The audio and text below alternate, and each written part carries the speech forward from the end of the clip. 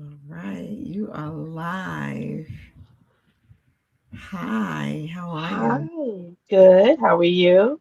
Okay, Like my just daughter be saying, hey girl, hey. hey girl, hey. All right, here we go. Okay. Greetings, everyone. I'm your host, Monique Bass, and welcome to What's Behind the Bra Stories Behind the Bra, where we share Mm. real stories, healing journeys, strength, and inspiration from warriors, survivors, caregivers, and advocates. Before we dive into today's episode, I want to share something that's been helping me keep my energy up while balancing advocacy, wellness, and everyday life. As many of you know, this community is about awareness, healing, and taking care of ourselves, mind, body, and spirit. Recently, I've been enjoying Aspire Healthy Energy, a lighter boost made with green tea, caffeine, zero sugar, and no heavy crash. If you'd like to try it, you can get 20% off using my code MOBASS at aspiredrinks.com. That's MOBASS, MOBASS. You can use that, and I will get a commission if you guys use my discount code. So, tonight's episode of What's Behind the Bra is truly special. We are honored to welcome an incredible breast cancer survivor, advocate, and author, Latonya Richburg Wilson. Wait a minute, I gotta do Thank you. hold on, I gotta do my Okay. clap. Let me Oh, see. Clap, clap, where would it go? Uh I have this new toy. I don't know where it went. I don't know where my I know. I'm oh, still. here we go. Ah! Okay. Latanya's journey through diagnosis, treatment, remission, and healing is not just a story of survival. It's a story of faith, resilience, purpose, and strength. Her book, In Remission on a Mission, reflects not only what she endured, but how she turned her experience into inspiration for others.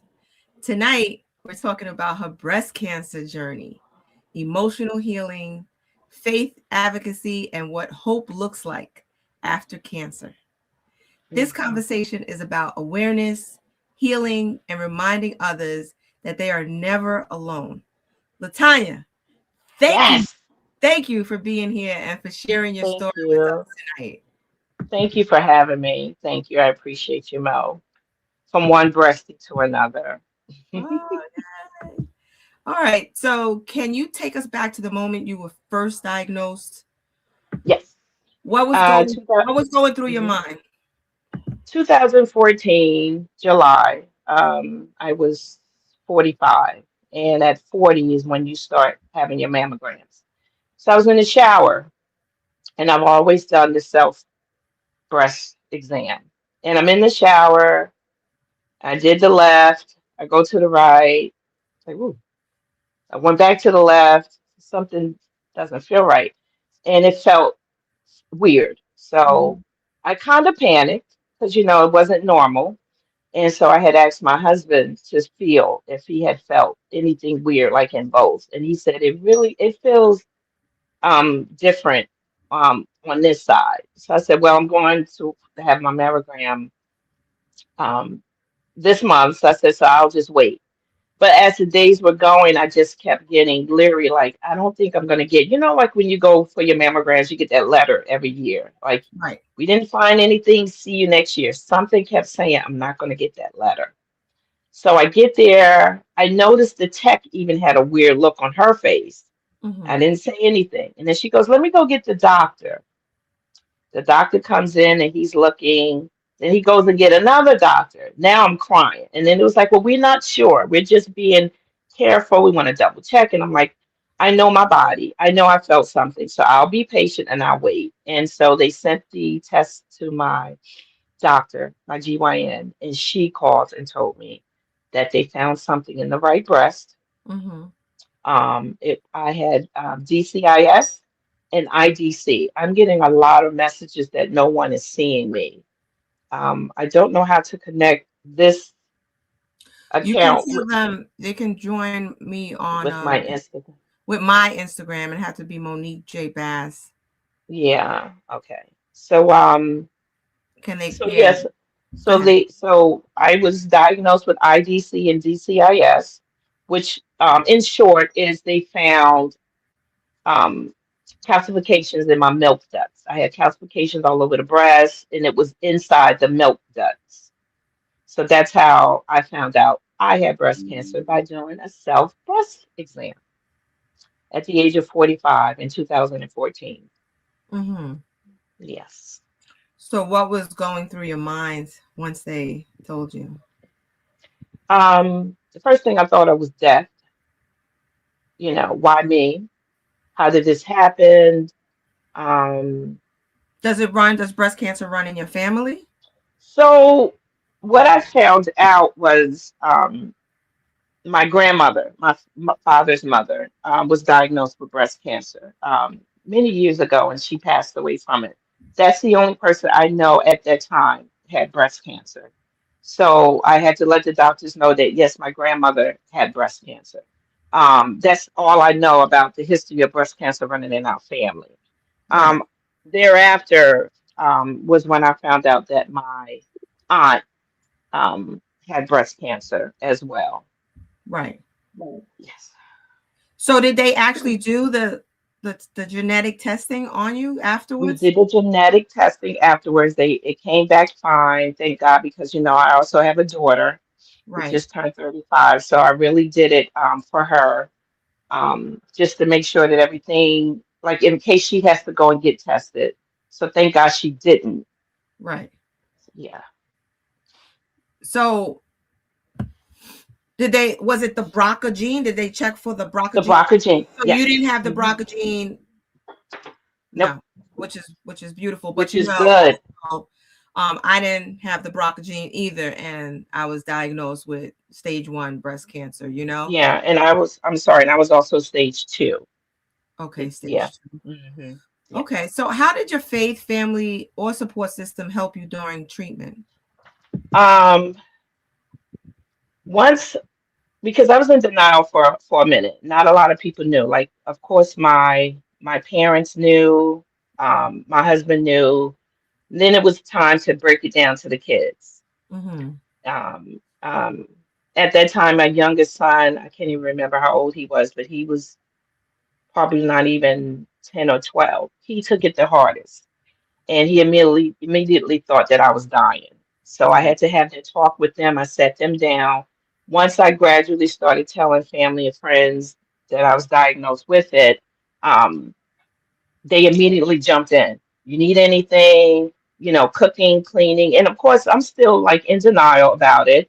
right. I really didn't know a lot about breast cancer, Mm-hmm. honestly. So I was actually looking stuff up too, just to see what it was about. What am I going to experience? And I had just got my Instagram page. I Right. didn't even put it on there yet that I had it because I didn't know how to or if I should. Mm-hmm. The minute I decided to, I got slews of breast cancer. I call them my breasties, including men because men get breast cancer too. But I Right. got a slews of messages about call me if you need anything, da da da da da. But my family stepped in whatever I needed. They're there for me. If I needed anything, any phone call, company, because I had just had my first grandson. He was only 6 months old when I was Oh, diagnosed. He was my is first. that King? That's my king bean. Hey, That's King my king Bean, bean. happy All right. belated Yeah, birthday. yeah. And he texts me every morning. Good morning, Gigi. Have a good day, Gigi. I love you, Gigi. So he, of course, on top with my family, but he was my heart because he's my first grand, Right. and that's when I said I have to fight. If I could just put in there too, my mom, may she rest in peace. My mother, when I first told her, I was crying and crying and crying, and she got on the train and she came up before I had my surgery, and she just Mhm. got tired of hearing me, why, and she stopped me. It was like, stop saying why me and start asking God to heal you. She said, because I had a talk with him and he told me you're going to be just fine. So That, then I put on my boxing gloves, I said a prayer, and I said, okay, Lord, heal me. And I winded up out of all the scriptures I loved was Jeremiah 29:11. uh-huh. For I know the plans I have for you, plans to not harm you. And I stuck with that from that time I started my treatment up till now. He has a plan for me, and that's why I'm still here. That's why Amen. I'm still here. Amen to Yes. that. How was your treatment? What did that look like? Whew. Um, I call it the devil cocktail. Mm-hmm. Um, they didn't know that if I would have allergic reaction or anything, which I did. I'm sorry, I'm just trying to get a lot of people onto the Instagram live because they're saying they don't see me. Um, I did have a reaction. Mm-hmm. They never gave me a port. No? Never gave me a port. I had in one arm, this left arm, for from December Mm-hmm. 2014 till April 2015, chemo every Thursday in one arm. Never had not one vein collapse. Wow. That's the grace of God. And I had I started off with three different types of chemos going in my body. And Right. then it wound up just being the two. Right. And it would be all day, all day. And I remember my first treatment, I said, oh, I don't feel too bad. I felt a little lightheaded. Oh, I don't feel too bad. Not even 2 hours later, Mo, just my sense of smell, my taste, how I was feeling, Everything went. everything went away. And I remember my husband. I said, I don't know what I want to eat, but I want something. I know I'm hungry. Right. And then he goes, well, what do you want? I don't know. Just get something. So he goes, okay. So he goes to get something, and he comes back in it, and I'm like, what the hell is that smell? And I had no idea that it had something to do with The chemo, the chemo. your And senses. he was Yeah. like, yeah. And so yeah, the first treatment was bad. And throughout that, not knowing that you're weak and sick up until maybe 2 days before it's time to get the next treatment. Yeah. Because you Yeah. went weekly. So I went weekly, You went every weekly. So Thursday. some people go every 2 weeks, some people go every 3 weeks. Like I Yeah. tell everybody, every cancer is different, every treatment is different. Yes. So why did they choose not to give you a port? Did they give you a They choice? because once they did all my blood work and they said, like all your blood work is coming back, you're healthy. We don't think we need to put one in you. If we do in the midst of it, then we'll do it then. I said, okay. Um, Mo, I think it was just before my third last one. Mm-hmm. They was like, oh, your veins starting to look a little weak. We may have to. I said, the devil is a lie. I came this far.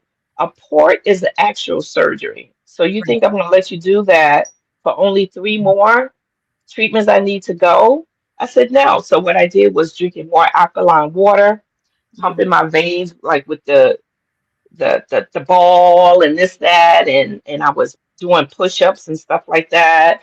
And Okay. I got through. They did not have to do that port. I got through and not one Wow, vein that's collapsed. amazing. We call Yes. that our warrior All story. right. So could they change veins?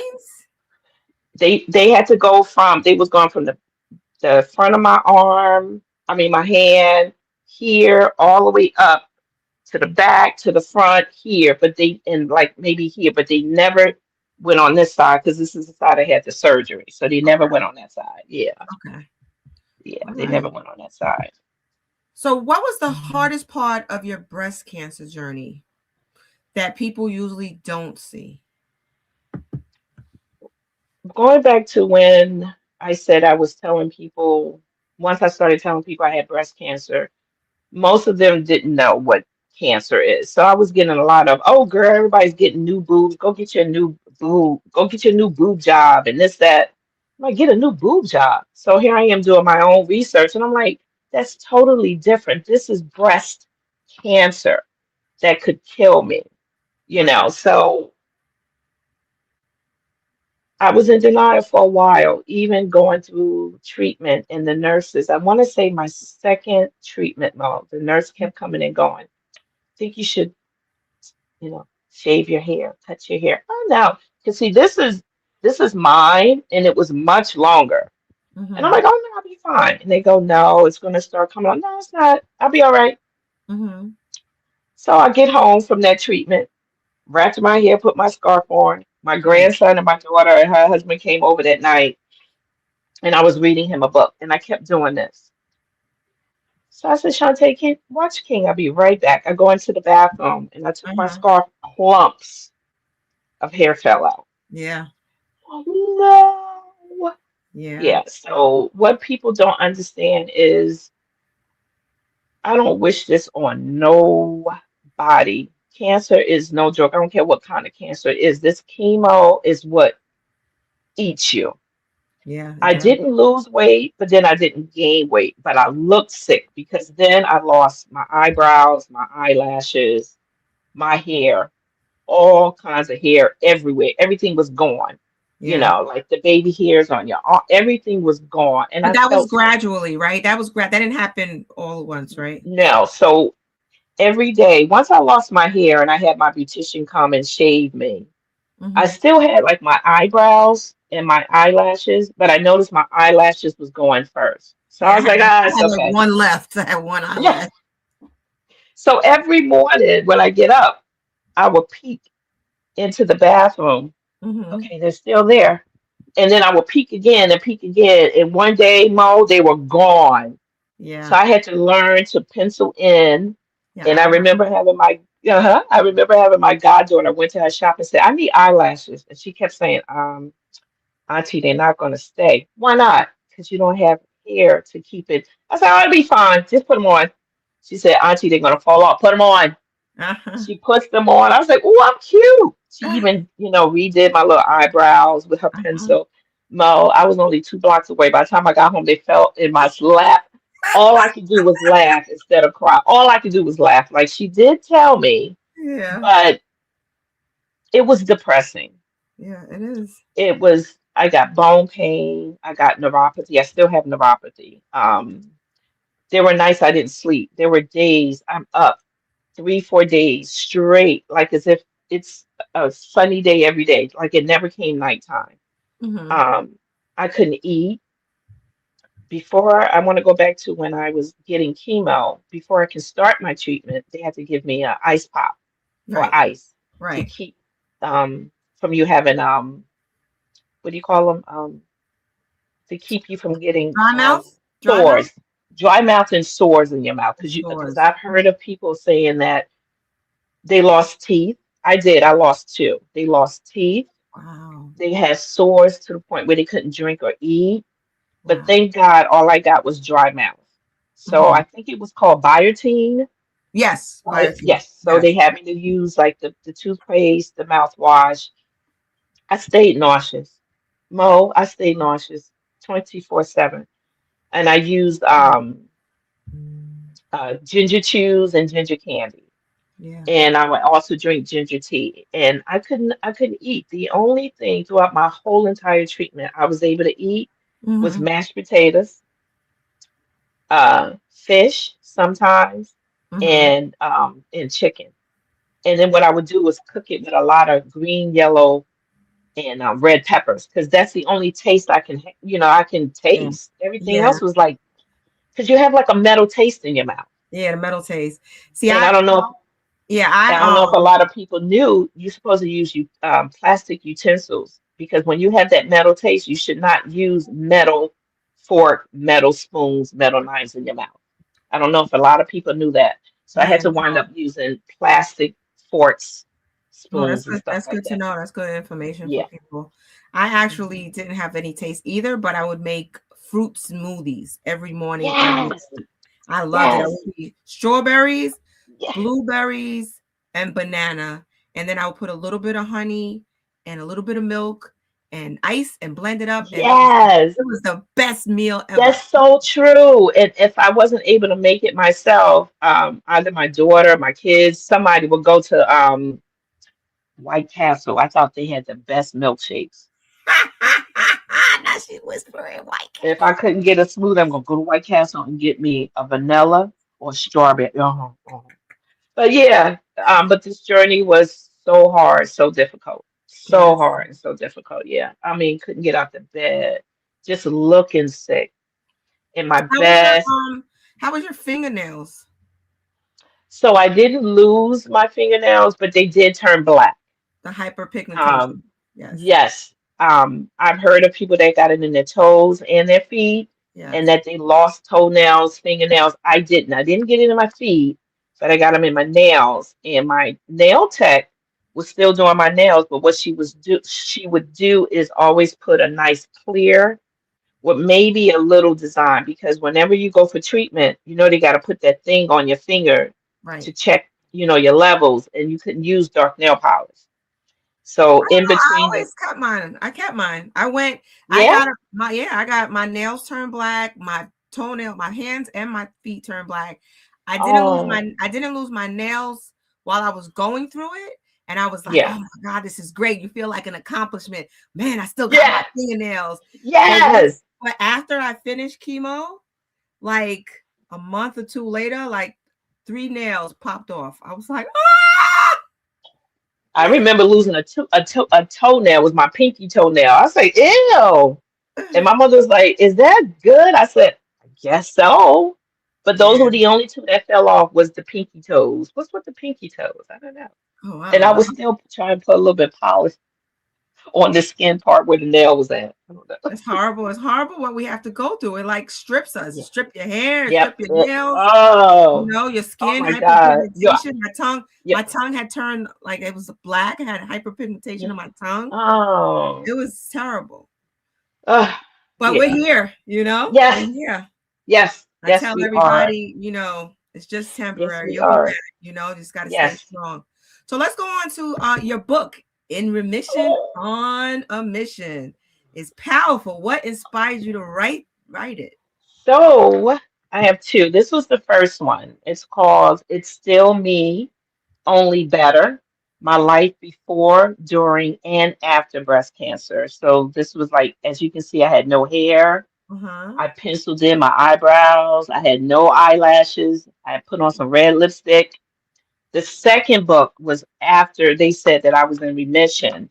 And this was after, like, I was still going through treatment, but my hair grew back and everything. So this one is a title, In Remission on a Mission, My New Norm After Breast Cancer. Because see, people think once, oh, you don't have breast cancer, no, okay, then you good.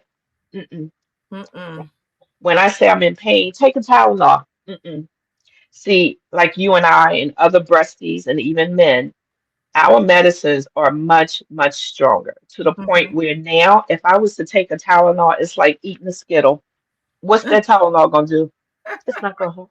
So my new norm is, after all what that cancer and that chemo did to me, Mm-hmm. I'm a new but different person.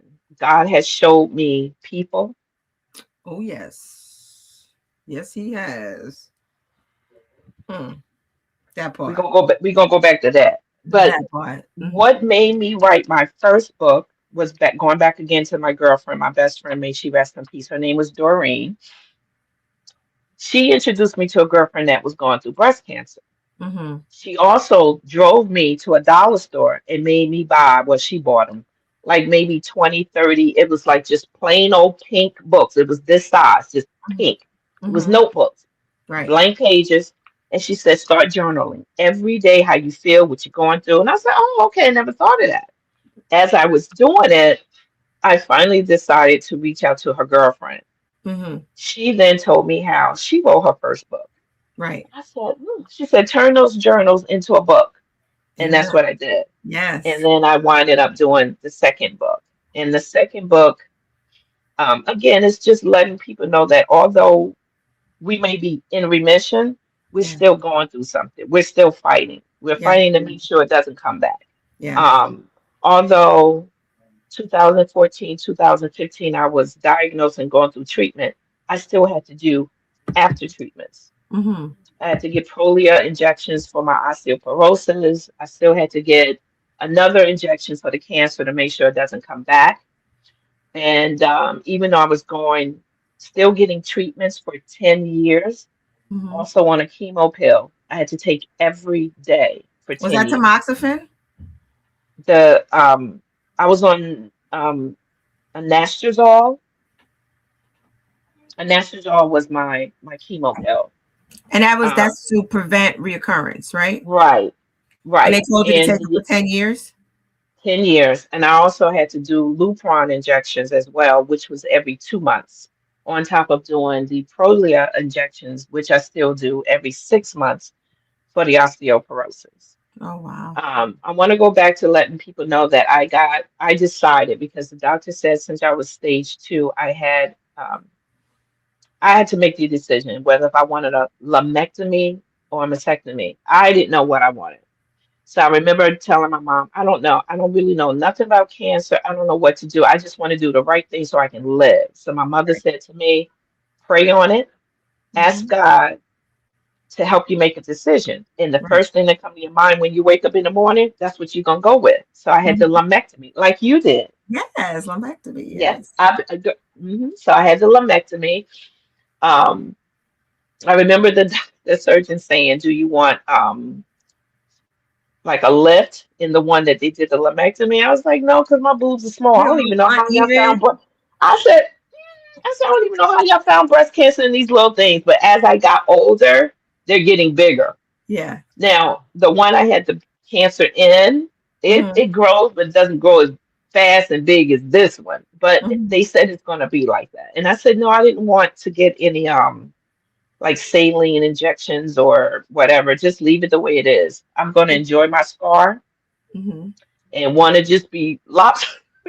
lopsided. And that's Yeah. okay because I'm still Did you living. have I to do just want, radiation? I had to do radiation. 6.5 weeks every day except Saturday and Sunday. 6.5. Wow. I did 21 days. Wait, so that's 6.5. 6.5 what weeks? Weeks every day except Saturday and Sunday. Right. I had the same.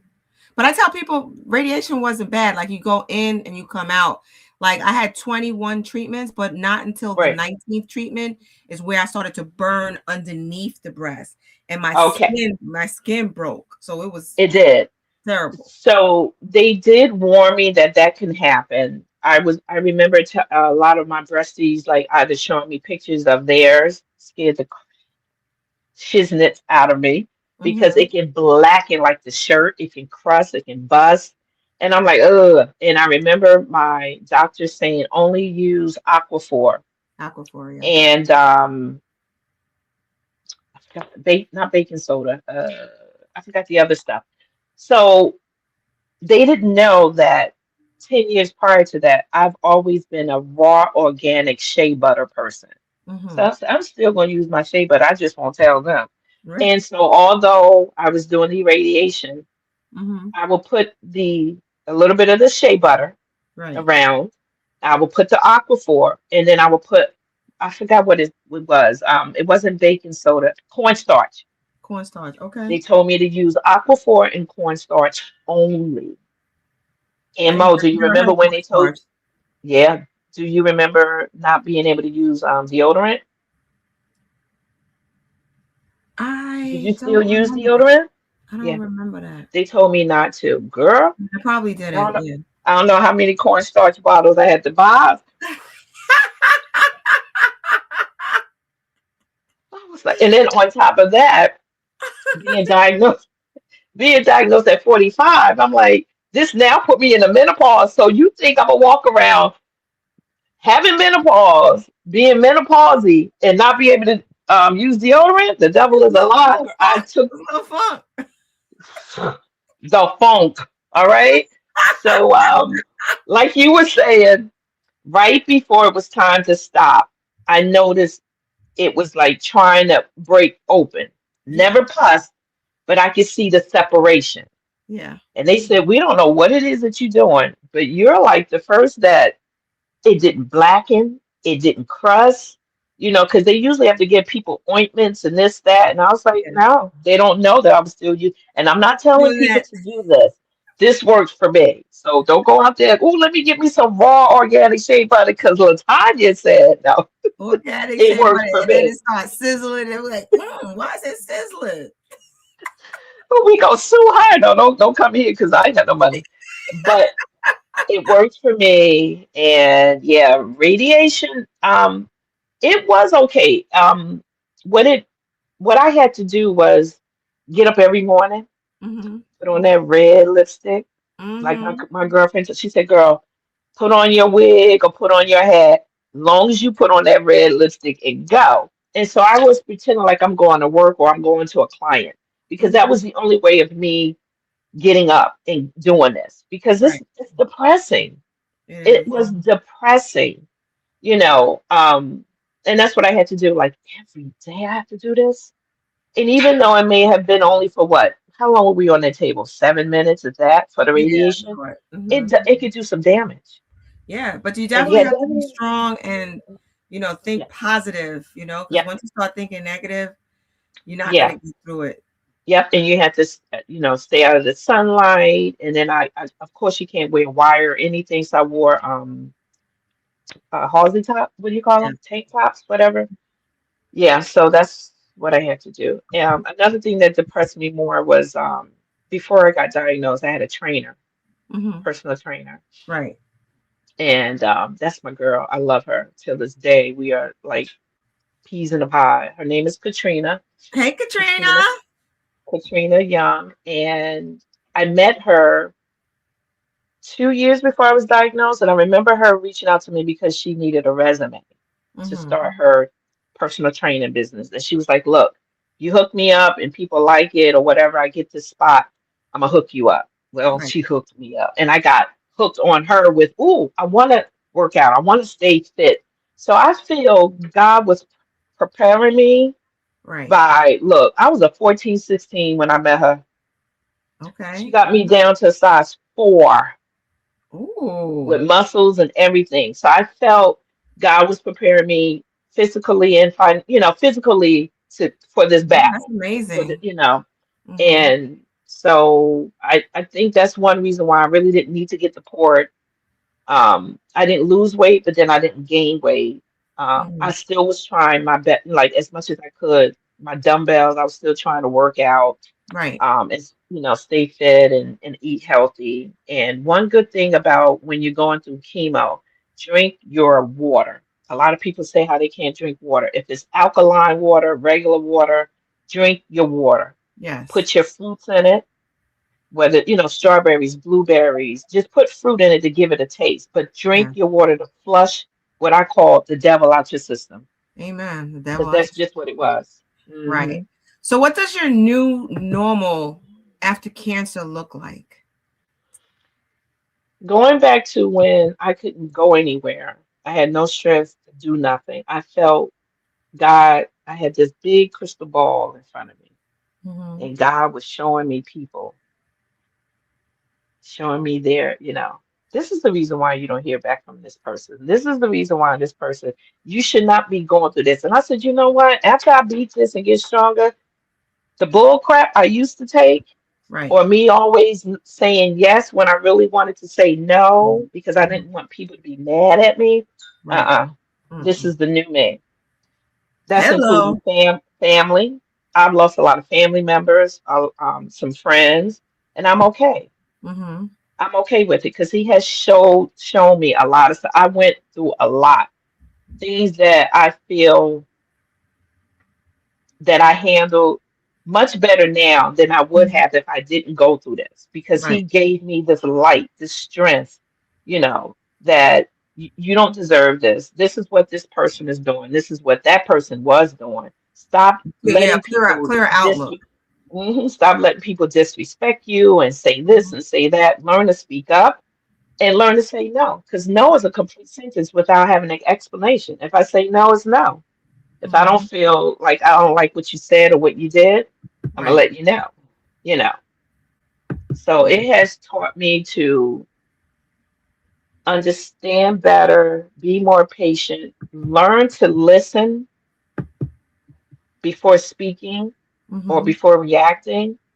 And in the midst of you learning to just listen, I'm praying at the same time, Lord, tame my tongue. Lord, give me the right words to say. Lord, how should Mm-hmm. I handle this? Right. And to the point where I don't have to answer. I don't have to pick up that phone. I don't have to go to this place. I don't have to. Right. And that's what I like about the new me. Mm-hmm. If I feel like doing it, I'm doing it. And what I've always been is the person where if I say I'm gonna do something, I'm gonna do it. Mm-hmm. If I feel that now I don't want to do it, I'm not gonna let you, hang around and not let you know. I'll just let you like something came up. I'm sorry, I can't keep my promise. I know I said I was gonna do it because I don't like other people that do that. If they say Right. they're gonna do something, you're looking forward to it, and then they're not doing it. Just Yes. give that person a call and say, I'm sorry, something came up, or I just don't feel like doing it right now. Right. Just be Yeah. considerate. Just Right. be, yes, So how do you stay mentally strong? How did you stay mentally strong through chemo surgeries and recovery? my Bible, Mm-hmm. my Bible, my family. But that's one thing I have to say. My parents, again, may my mother rest in peace, my parents raised us in church, kept us in church. I kept my kids in church. I was taking grandkids to church. So I Mm-hmm. already knew once I was diagnosed, although again, I was in denial, I was upset, I was scared, mad, all at the same time. But my mother was the Mm-hmm. one, stop, ask God to heal you. And then I stayed in my Bible. And I Amen. only stayed under and with positive people, thoughts, That's the way no to do it. negativity, no negativity, no You're like, news. no, No, thank not you. today, not today. The devil's Nope, a liar. nope, not today. And So were there were there a moments lot of of meditation. oh, a lot of meditation. Were there moments of fear or doubt? And how did you push through them? Moments of fear. There are times where I felt alone, and I would cry, and I would go, "What if this change around? What if it metastasized? What if it goes from one to the other?" Or, like, for instance, they found cancer cells on my cervix just before COVID. I Mm-hmm. panicked. Or any other time when you go to the doctors, when you go through something major like this and you go to the doctors, you're going to always have that anxiety, that fear that, okay, they're going to do blood work. What if they come back and say, ooh, it came back? What if they come back Always. this, that, this, that? But then I kept saying, Jeremiah 29:11. Jeremiah 29:11. Jeremiah 29:11. He has a plan for me. He gave this to me for a reason. Mm-hmm. So I'm going to show that I can fight.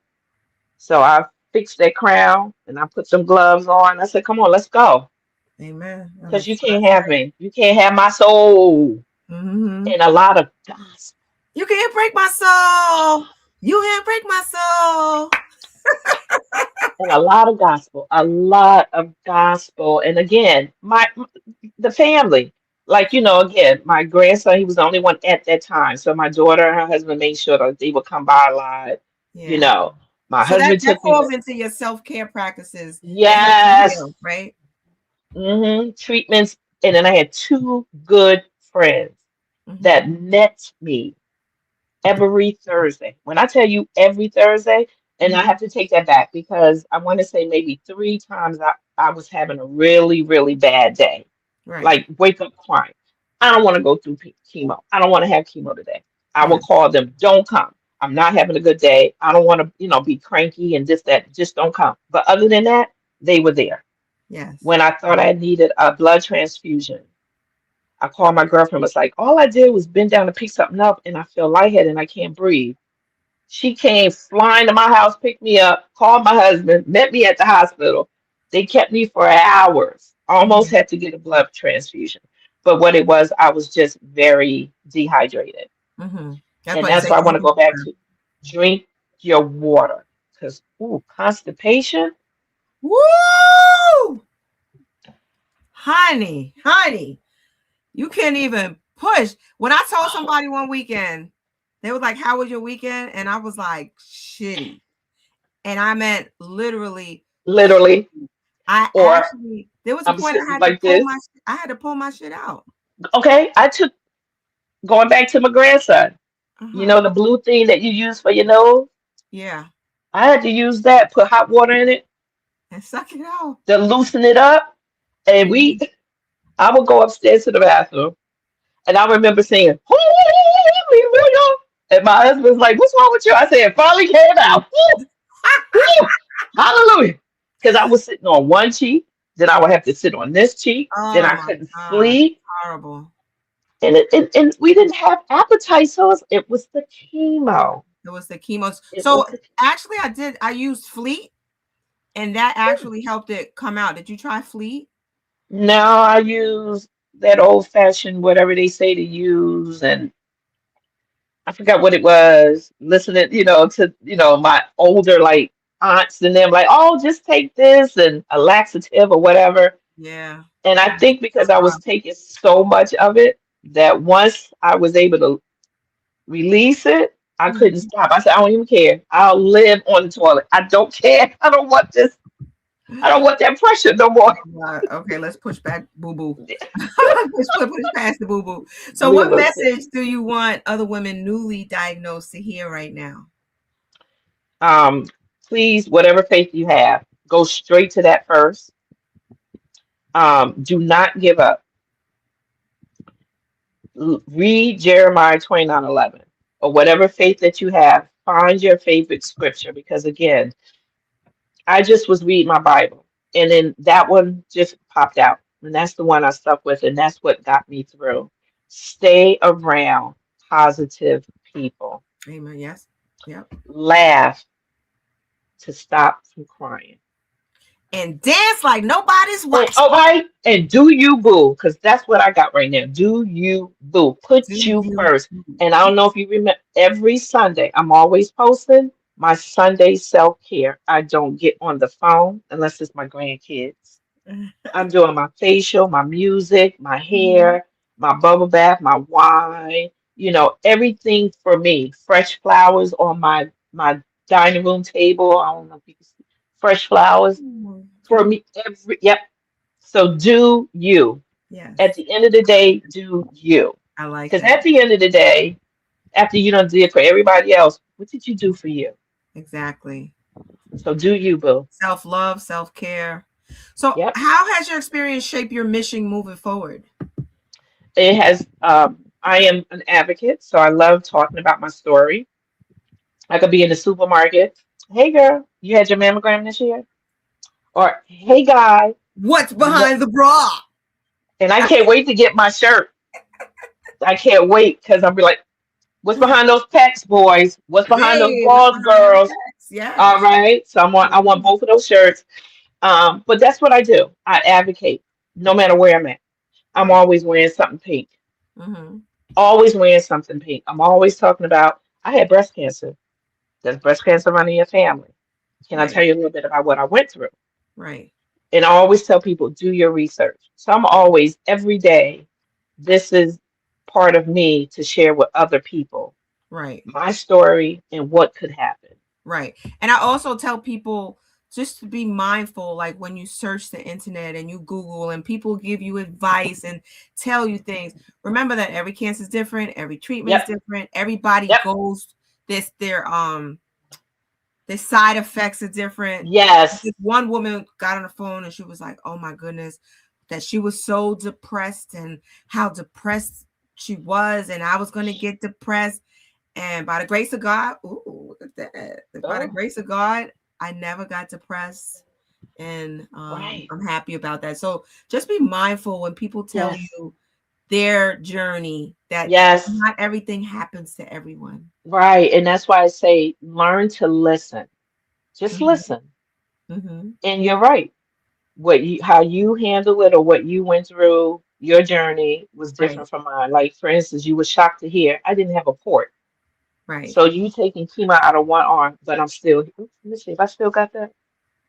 Uh-huh. Come on, Katrina. It's still there.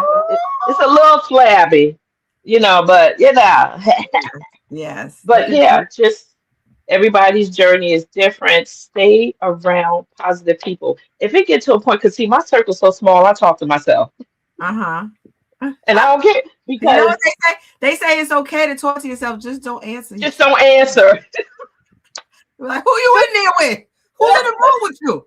uh, Latonya, you all right? Yeah, I'm good. Just talking to myself. Talking to my best friend, me. But yeah, just positive people because again, I'm an advocate. I have people that will call and say, "Can you call this person because they're going through?" Sure, I will. And Yes. I'm not lying to you. There were some that was like, I don't know why he would give me cancer. Da, da, da. And I was like, oh yeah, there. This not for me. Sorry. I'ma pray for you and I wish you the best because this I don't need up in my energy. Right. I'm trying to be positive and trying to let you know, like, there's a positive outcome out this. It really is. And I've had some that was like, no, it's not. Because if it was, why I got it. I can't help you. All I can do is pray for you. I can't help you. So why is storytelling and awareness so important in the cancer community? Because someone needs to hear someone's story. Someone out there is going through the same thing that we're going through, whether it's the diagnosis you got, the diagnosis I got, and they may be alone. They may have never had anyone to talk to them about cancer. They may not have had anyone in their family that had cancer. Right. But for them to now be going through it and probably scared or feeling alone, don't trust no one, don't trust doctors. And another thing I want to say is too, record your doctor's appointments. Mm-hmm. Because to me, when I went and they talking in that doctor language, please break that down. I have no idea what you're saying. And Right. then me, I'm already having anxiety for being here, but at least it's something where I can go back and And listen replay to. it. Mm-hmm. So please record your messages. Ask all your questions. Write anything that is concerning to you before you get to your doctors. Write it down. That way, when you get there, and don't let your doctor rush you. Because I've noticed now, doctors go, "Oh, what are you here for? Oh, okay. Oh, okay. Okay. See you next week." I'm not done. I have questions. Right. Right. So do that too. But You're in just control. I tell people you're in you're control. in control. This is You your know? life. This Yes. is your life. Like that, Yeah. I had to fight to see the breast surgeon. They was like, "Oh, she's booked for the next 2 months. Well, she's gonna have to make room for me." I was just newly diagnosed with breast cancer, and I want to live. Right. So either someone has a missed appointment, or if I have to come there and just wait until 10, 11 o'clock that night, I'm not lying to you, Mo. I did this. She will see me. Right. And I'm here's not the waiting too thing. And much. here's the thing I tell people also that if that's not the person and you don't like Go that to person, find go someone to else. another one. And it's Yeah. And quite yep. all right. And you're gonna hear, go to this doctor, go this, try this, do a holistic way, do this. It's all gonna go in here, and you're gonna have to woosah, meditate, talk to your creator, Yeah. and make a decision. Because what's for you is for you. Right. So what about your breast cancer journey that people wouldn't know just by looking at you? That I had breast cancer because I don't look like what I've been through. Amen to that. Okay. All right. Um, I didn't walk around mope looking. I didn't look, like my oncologist used to tell me that all the time, except for one time, and that was one time I had on all black. I Hmm. cried all the way there. I said I gave my poor husband a hard time that day. I think I had him crying. I was just cursing, yelling, screaming because I was like, I'm just tired of this. And I walked in there and he was like, "Whoa, this is not you." Right. He goes, "What happened to the red lipstick, your funky little scarves, your jewelry and your nice Yes, and outfits?" you have that scarf on I, in the flyer, right? I was gonna wear that today. I was gonna put it on today, and I said, "Nah," because I'm having a hot flash, and I don't have a perm, so you don't even want to know what it looked like up on here if I put that scarf on. So, but yeah, that's when I said I'm not gonna let cancer define me. Right. So that's why a lot of people go, "You had what?" And I have a shirt that said, "Thank God I don't look like what I'm going through." Hmm. Because I will put that on and try and look as good as I can, no matter how much pain I'm in. Like right now, my neuropathy is killing me, and my fingers and my toes So what because do of you the weather. use for your neuropathy? Um, Magnesium. Hmm. There's a magnesium cream. There's Hmm. also a magnesium spray. Okay. I use that. I massage it in every night, and it helps you go to sleep too, because I suffer from insomnia a lot too. So Okay. yeah, So if you could speak to your pre-diagnosis self, what would you say my pre-diagnosis though. before you were diagnosed? Mm-hmm.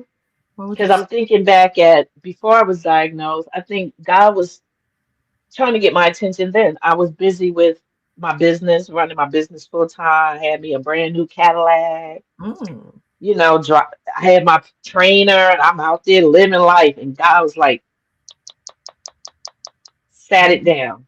mm-hmm, So before being diagnosed, I mean, I wasn't doing anything wrong. At least I don't think. I was mm-hmm. going to church, there for my family, running my business.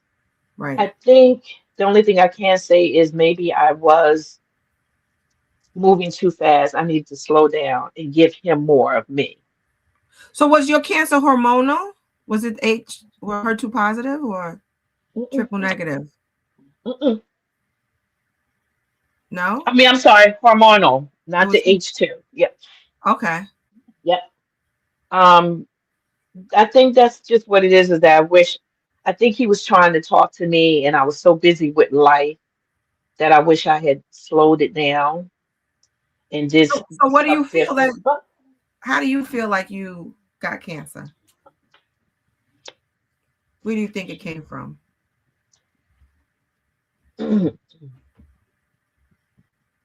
him trying to get my attention to tell me I was going through a lot then, Mhm. with my marriage, finances, and I think So then he was stress.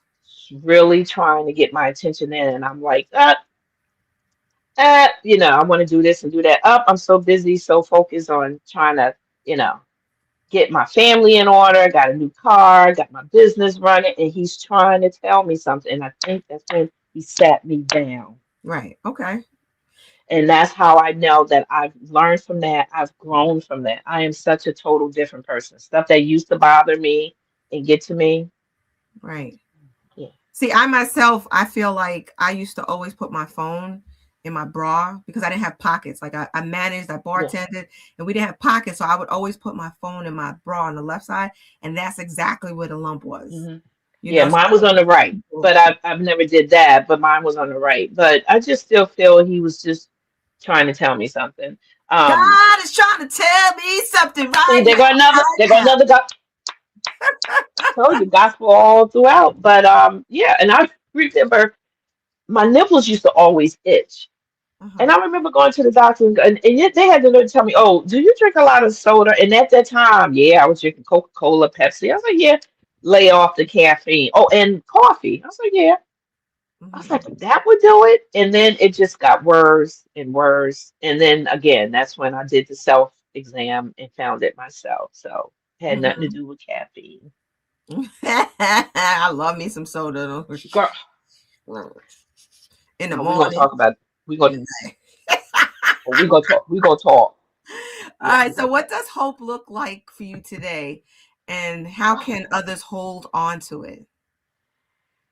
Hope looks absolutely beautiful for me as we speak. The blessings on top of blessings, and it's like every day I keep saying that. Like 5 years ago, whatever, I don't think I would have been here, or like financially, I was struggling, physically, even though I was trying to not look sick, but I was feeling sick. Hmm. But you got to hold on to faith and positive people, and do your research, stay on top of it, and visit these different places that talks about cancer or lupus, whatever it is that you're going through. Familiarize yourself with places and people that are going through it, and get all the information you can, Hmm. and focus on that and stay positive. And the only way to stay positive is with him, your creator, and Hmm. positive people. Yep. True Positive indeed. people. So, Yep. how can people find you, and how can they purchase your book? My books are on Amazon. It's also a link on my Instagram page, which is called In Remission on a Mission, or you can find it under my name, Latonya M. Richburg. But again, they're both on Amazon, and there's a link on my Instagram page that you can just click, and it will take you straight to the link for the Right. books. And what are the books called? What's the titles? The first one is Still Me, Only Better, My Life Mm-hmm. During, Before, and After Breast Cancer. And Mm-hmm. the second one's In Remission, On a Mission. And you may see me. I got a red car. They got a big breast cancer sign on it in the front that says In Remission and On a Mm-hmm. Mission. So if you see that car, that's me. And Congratulations I'm on your always walking around, books. like again, I talk about it all the time. I'm an advocate. And I really thank you, Mo. I thank you from the bottom of my heart. And I hope this touches someone.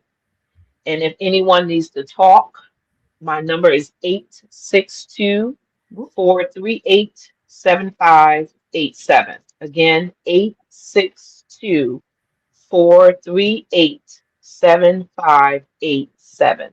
And the Now you know Instagram that page, your this goes all over around the world. Somebody come gets a on, call call from because I want to be, Singapore. I Shout want, out to Singapore that's oh, you downloading. know, yeah, it's about that. I'll learn that language, whatever. Call me. I'll I know, translate it. I know that's right. So if you could sum up what's behind the bra in a few sentences, what would it be? Magnificent. Hmm. This lady has done so much.